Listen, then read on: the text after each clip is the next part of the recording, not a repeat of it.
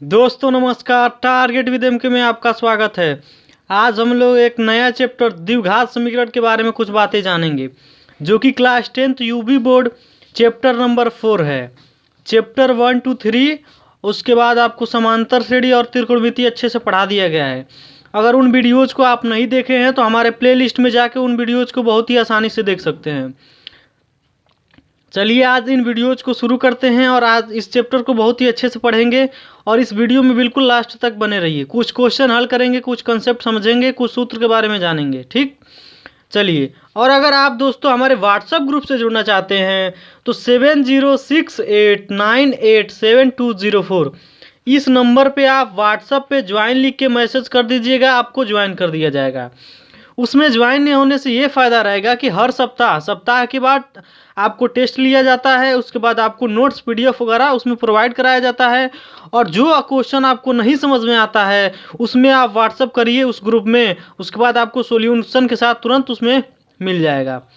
चलिए दोस्तों, इस वीडियो में लास्ट तक बने रहिए। आइए देखते हैं इसके बारे में कुछ बातें जानते हैं। ये क्वेश्चन करने से पहले आपको थोड़ा सा मैं इसके कॉन्सेप्ट के बारे में बता सकता हूँ कि इसमें कॉन्सेप्ट में क्या है, थोड़ा उसके बारे में जान लीजिए फिर क्वेश्चन करेंगे। चलिए दोस्तों कॉन्सेप्ट को देखते हैं।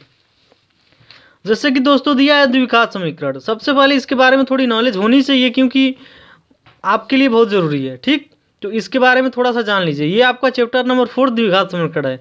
चलिए इसके बारे में देखते हैं। चलिए दोस्तों, आपकी स्क्रीन पे देख रहे हैं द्विघात समीकरण। देखिए, यदि a x square plus b x plus c एक द्विघात बहुपद है तो a x square plus b x plus c बराबर 0, इसको आप द्विघात समीकरण कहेंगे। ठीक, ये आपका द्विघात बहुपद है, ये आपका द्विघात समीकरण है। बस यही छोटी छोटी बातें आपको जानना है। ठीक, आगे देखिए।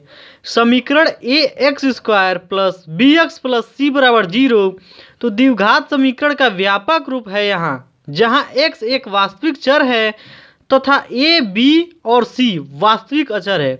और एक बात आप ध्यान दीजिएगा जो कि दे भी दिया है, ए नॉट इक्वल 0, ए 0 के बराबर कभी नहीं होना चाहिए। ठीक, इसलिए ए नॉट इक्वल 0। ठीक, चलिए आगे देखिए। यहाँ दिया है द्विघात समीकरण के मूल।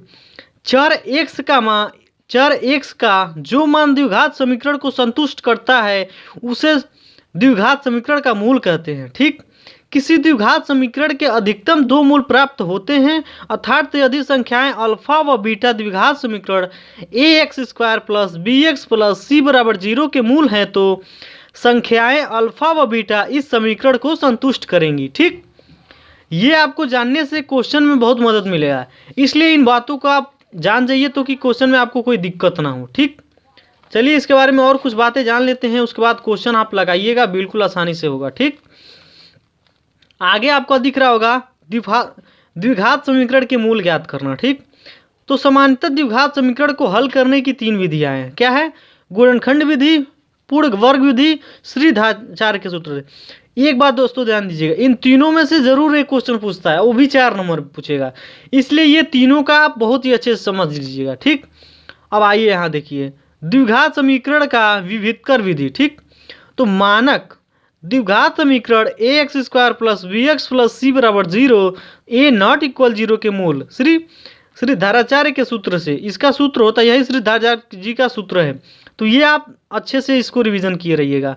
सूत्र होता है minus B plus minus root में बी स्क्वायर माइनस 4ac बटे 2a।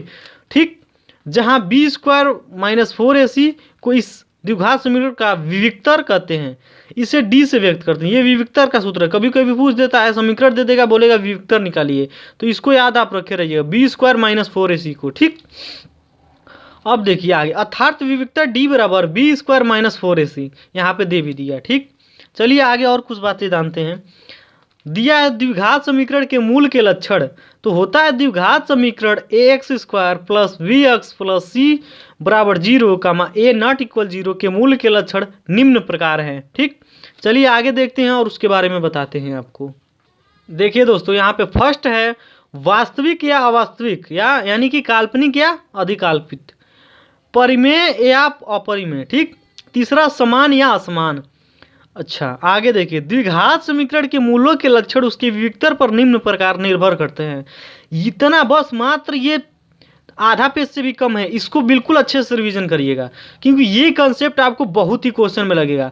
ये थोड़ा लंबा भी चैप्टर है, इसलिए थोड़ा समय लगेगा, लेकिन बिल्कुल बेहतरीन तरीके से पढ़ना है आपको, तो ही आप अच्छे से कर पाएंगे। ठीक, आगे आपका विविक्ता डी का मान b² - 4ac। ठीक, अब मूलों की प्रकृति यहाँ पे देखिए, अगर धनात्मक व पूर्ण वर्ग है तो वास्तविक प्रमेय असमान होंगे। ठीक, धनात्मक व पूर्ण वर्ग नहीं है तो वास्तविक अपरिमेय असमान। ठीक, शून्य है तो वास्तविक परिमेय समान। ठीक, ऋणात्मक तो काल्पनिक यानी अधिकल्पित।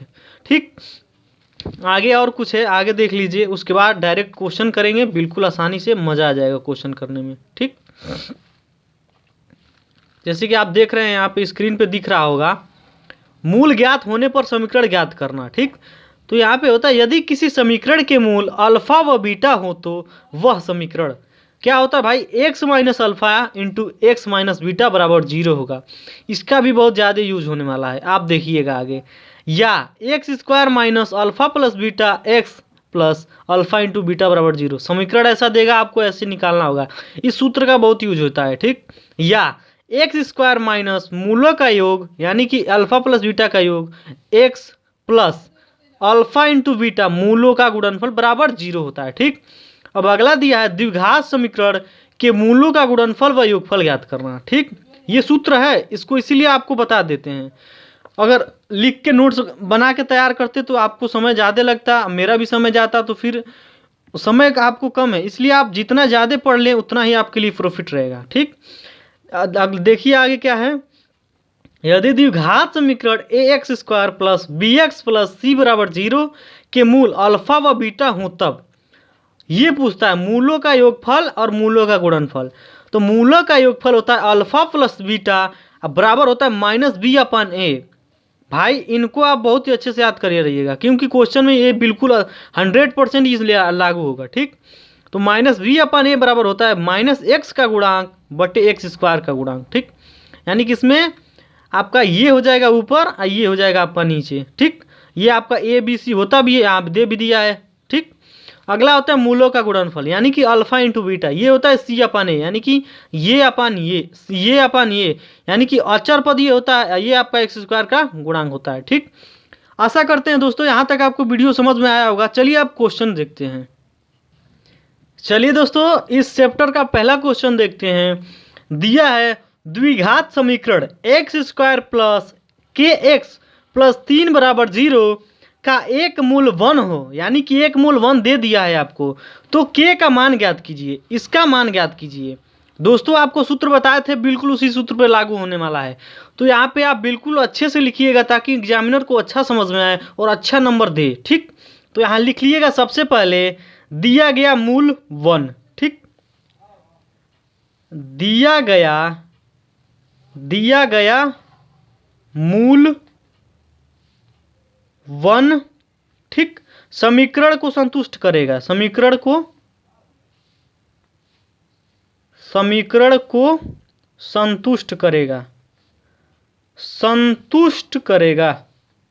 संतुष्ट करेगा। दोस्तों एक बार और ध्यान देते रहिएगा, राइटिंग आप बिल्कुल अच्छे से बनाइएगा, जितनी अच्छी राइटिंग मिलेगी उतनी ही आपको अच्छा नंबर मिलेगा। ठीक, आपको पता है कि आपका x² प्लस ये होता है, ये तो आपको पता ही होगा। ठीक, तो आप इसको निकाल लीजिए, यहाँ x का गुणांक 1 है यानी कि 1 का स्क्वायर प्लस उसके बाद आपका k का मान निकालें यानी कि 3 हो जाएगा, 3 1 इसको रख लीजिए।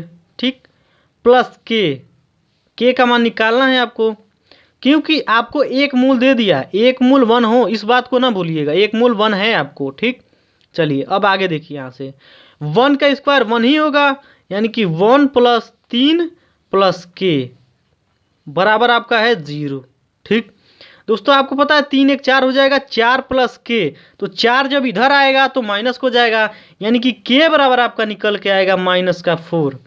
ठीक, और यही आपका पूछा था, बोला भी है कि एक मूल 1 दे दिया है तो k का मान यानी कि दूसरा मूल आपका ये k हो जाएगा। यही आपका आंसर है दोस्तों। आशा करते हैं दोस्तों ये समझ में आया होगा। चलिए दूसरा क्वेश्चन देखते हैं। दूसरा क्वेश्चन दिया है द्विघात समीकरण 3x² माइनस 4x माइनस 6 बराबर 0 का विविक्तर ज्ञात कीजिए। ठीक, आ गया क्वेश्चन। आपको अभी ये कुछ देर पहले वीडियो शुरू होने में ये बताया था कि विविक्तर का आप बहुत ही ध्यान रखिएगा। ठीक, और एक बात आप यहाँ से जानिए। ठीक, इसको पहले एक बार लिख लीजिए इसमें क्या क्या दिया है। तो सबसे पहले लिख लीजिए दिए गए समीकरण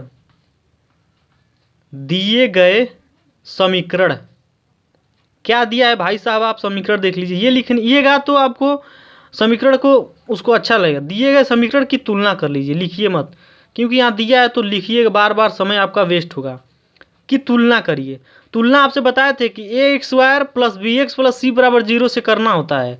तो आप कर लीजिएगा ax² plus bx plus c बराबर 0 से करने पर ठीक, यहाँ a बराबर आपका दिया है 3, यानी कि a बराबर आप लिख लीजिएगा 3, b बराबर दिया है 4 यानी कि माइनस का 4, यानी कि b बराबर आपका निकल के आया माइनस का 4, कामा c बराबर दिया है माइनस का 6, तो c बराबर आप लिख लीजिएगा माइनस का 6। और विविक्तर का आपने सूत्र हम बता दिए थे, एक बार लिख लीजिए ताकि एक बार आपको याद रहे। विविक्तर इसका सूत्र होता है दोस्तों b² माइनस 4ac। ठीक, इसको आप ध्यान रखिएगा क्योंकि इसका बहुत ही यूज है। यहाँ तो क्वेश्चन पूछ दिया लेकिन ये इससे क्वेश्चन बनते हैं।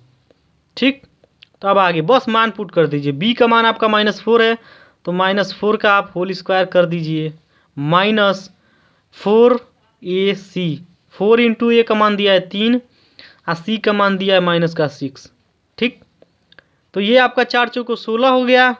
ठीक, ये 4 3 12 और 12 6 72। ठीक, ये 72 यानी कि प्लस हो जाएगा, ये माइनस ये माइनस यानी कि प्लस 72। ठीक, इन दोनों लोगों को जोड़ दीजिएगा तो आएगा 88। ठीक, 6 2 8 और 7 1 8 78। दोस्तों यही आपका आंसर है। ठीक, आशा करते हैं ये क्वेश्चन अच्छा से समझ में आया होगा। चलिए अगला क्वेश्चन देखते हैं दोस्तों। चलिए दोस्तों अगला क्वेश्चन देखते हैं। अगला क्वेश्चन में दिया है कि समीकरण 2x² minus 3x minus m बराबर 0 का विविक्तर शून्य है। इसके मूलों की प्रकृति एवं यम का मान ज्ञात कीजिए। ठीक, बिल्कुल आसानी से होगा दोस्तों, बिल्कुल एकदम अच्छे से होगा। आपका b² माइनस 4ac विविक्तर आपका शून्य दे दिया यानी कि 0। b² माइनस 4ac बराबर 0। इस बात का आप ध्यान रखिएगा। इसके कहने का मतलब यही है कि b² माइनस 4ac आपका शून्य है इस पे, क्योंकि इसी पे ये क्वेश्चन लगेगा। ठीक है, तो आगे चलिए आगे देखते हैं। ठीक, आप लिख लीजिएगा सबसे पहले चूंकि दिए गए समीकरण का विविक्तर चूंकि दिए गए समीकरण का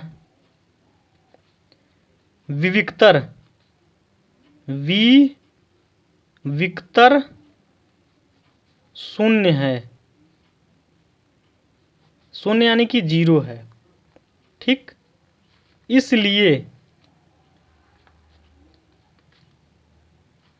इसलिए मूल वास्तविक और समान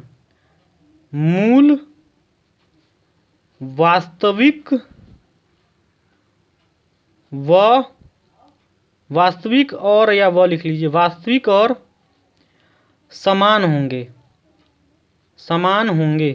देखिए इस चीज़ की आगे की नहीं ज़रूरत, अभी आपको शुरू में बताए थे इसका कि इतना बराबर अगर 0 हो तो आपको वास्तविक समान होता है, ये होता है। ठीक, आपको आ गया। ठीक, अब लिख लीजिए अब समीकरण की तुलना करने पर, अब समीकरण की तुलना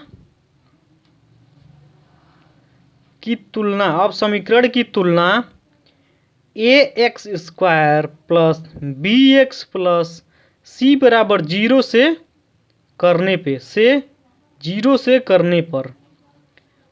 पर ठीक, आपका देखिए क्या निकल के आता है। a बराबर आपका 2 निकला। ठीक, b बराबर आपका -3 निकला। ठीक, और c बराबर आपका -m निकला, c बराबर -m। ठीक, अब आगे देखिए प्रश्नानुसार, क्योंकि आपको विविक्तर शून्य दिया है तो लिख लीजिए प्रश्नानुसार विविक्तर आपका दिया है 0, यानी कि आपका दे दिया है b² माइनस 4ac बराबर आपका 0 दे दिया है। ठीक, बस इसमें आप मान पुट करिए, आंसर आपका निकल रहा है। ठीक, b² यानी कि 3 माइनस 3 का होल स्क्वायर, ठीक, माइनस 4ac, 4a आपका दिया है 2, 4 इंटू 2 इंटू c आपका दिया है यम, तो यहाँ पे आपका यम रहेगा। ठीक, यम। आगे देखिए 3 तरीके 9, ठीक, माइनस 4 दूना 8m। ठीक,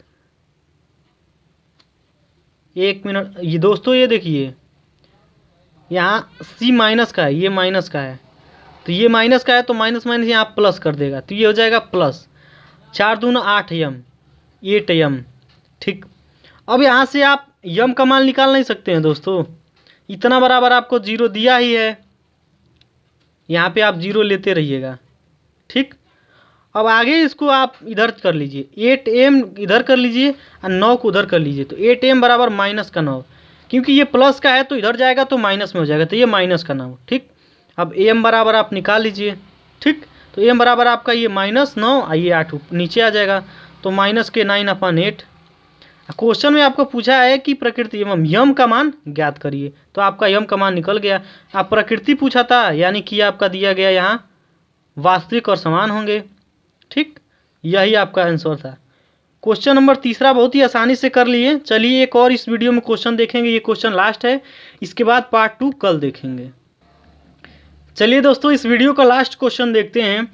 दिया है समीकरण x² माइनस 4x प्लस 3 बराबर 0 को गुणनखंड विधि से हल करें। ठीक, आप कर सकते हैं, बिल्कुल आसानी से करिएगा। ठीक है, आपको क्या दिया है लिख लीजिएगा, दिया है। ठीक, दिया है, क्या दिया है भाई, x² माइनस 4x प्लस 3 बराबर आपका क्या दिया है 0। ठीक, आप इसी को बस हल करिए, आपका आंसर बिल्कुल खटाक से निकल के आएगा। ठीक, आप इसको क्या लिख सकते हैं, x² माइनस 4x को ऐसा तोड़ा जाता है कि जोड़ने पे 4x है और गुणा करने पे 3, यानी कि 3x इंटू x गुणा करेंगे, x का मतलब 1, तो 3 इंटू 1 यानी कि 3 और 3 प्लस 1 यानी कि 4। तो आप इसको तोड़ लीजिए, 3x प्लस x, ठीक, प्लस 3 यानी कि 0। इसको इस भाग में तोड़ लीजिए, 3x प्लस x। ठीक, इससे आपको बहुत ज़रूरत मिलने वाला है, देखिए आपको क्या मदद मिलेगा। अब आगे देखिए, आगे लिख लीजिए x² माइनस, अब इसको एक को बाहर कर लीजिए। ठीक, इसको बाहर करिएगा तो 3x, ठीक, 3x बाहर करिए और इसको यहाँ से कॉमन लीजिए, -3x कॉमन लीजिए। ठीक, तो यहाँ प्लस x है, ठीक, यहाँ पे प्लस है तो ये भी माइनस में आ जाएगा। ठीक, तो ये हो जाएगा माइनस का x और ये प्लस का 3। जब यहाँ से ये है प्लस है और जब इसमें गुणा होगा तो माइनस का हो जाएगा, ये भी प्लस इसमें होगा तो माइनस का हो जाएगा। ठीक, इतना बराबर आपका दिया है 0। अब देखिए आगे क्या करिए, आप इसमें से कुछ कॉमन देखिए, इसमें से आप ले लीजिए x कॉमन। ठीक, x माइनस 3, ठीक, x माइनस 3 कॉमन ले लीजिए, तो आपका x कॉमन यहाँ से x ले लिए। ठीक, तो आपका बचेगा, क्या बचेगा, x माइनस 3। जब यहाँ से इन दोनों में से x कॉमन लीजिएगा तो x कट जाएगा, एक x हट जाएगा, यहाँ से एक हट जाएगा, तो यहाँ बचेगा x माइनस 3। ठीक, तो बस यही लिख रहे हैं दोस्तों, घबराइएगा बिल्कुल नहीं। ठीक, अब इन दोनों में से 1 कॉमन ले लीजिए, तो यहाँ 1 कॉमन लीजिएगा तो x माइनस 3 बचेगा, क्योंकि यहाँ 1 कर लीजिए तो कोई फर्क नहीं, इससे 1, क्योंकि 1 से गुणा करेंगे तो 1 ही आएगा, x में 1 से गुणा करिएगा तो 1 आएगा, 3 में 1 से करिएगा तो 1 आएगा। ठीक, अब इसको अब एक कोष्टक में कर लीजिए, x माइनस 1 1 में, x माइनस 3 1 में। ठीक, अब इतना बराबर 0, इतना बराबर 0 मानिएगा तो x का मान 1 निकल के आएगा और x का मान 3 निकल के आएगा, क्योंकि मान लीजिए x माइनस 3 बराबर 0, तो x को 3 को इधर लाइए तो प्लस का हो जाएगा, तो x बराबर 3। यही आपका आंसर हो गया दोस्तों। आशा करते हैं ये वीडियो पसंद आया होगा दोस्तों। वीडियो पसंद आया हो तो वीडियो को लाइक करिए, चैनल को सब्सक्राइब करिए और ज़्यादा से ज़्यादा शेयर करिए और भी इस वीडियो को ऑनलाइन देखने की कोशिश करिए, क्योंकि ऑनलाइन देखिएगा तो हमारा रैंकिंग बढ़ेगा, ताकि और आपका चैनल बहुत ट्रेंडिंग पे चलेगा। ठीक, इस वीडियो में इतना ही। अगले वीडियो पार्ट 2 कल प्रोवाइड कराया जाएगा। तब तक के लिए आपको बहुत बहुत धन्यवाद। एकदम बढ़िया से पढ़िए, एकदम नोट्स अच्छे से तैयार करते रहिए। चलिए दोस्तों, बहुत बहुत धन्यवाद आप लोग को, और पार्ट नंबर 2 कल प्रोवाइड कराया जाएगा। तब तक के लिए नमस्कार, जय हिंद दोस्तों।